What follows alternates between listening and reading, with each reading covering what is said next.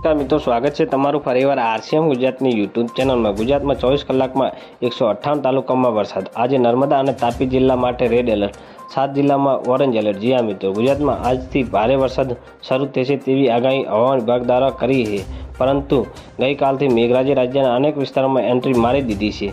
નર્મદા, સુરત, ભરૂચ, મહીસાગર, વડોદરા, અરવલ્લી, પંચમહાલ, આણંદ સહિત જિલ્લાઓના છેલ્લા 24 કલાક દરમિયાન 2 થી 4 ઇંચ વરસાદ થયો છે। સૌથી વધુ વરસાદ નર્મદા જિલ્લાના નાંદોદ અને સુરત જિલ્લાના ઉમરપાડામાં 4 ઇંચ વરસાદ નોંધાયો છે। જી હા મિત્રો, નર્મદા જિલ્લામાં નાંદોદ ઉપરાંત ગરોડી સોસમાં 2.5, તિલકવાડામાં 2, સાગરબારામાં 2, ડેડિયાપાડામાં 1 વરસાદ થયો છે। સુરતના ઉમરપાડામાં 2, માંડવીમાં પોણામાં 2 ઇંચ વરસાદ નોંધાયો છે। ભરૂચ જિલ્લાના કાટલાડિયામાં 3.5 ઇંચ, વાલણિયામાં 2 અને આમોદમાં 1 ઇંચ વરસાદ થયો છે।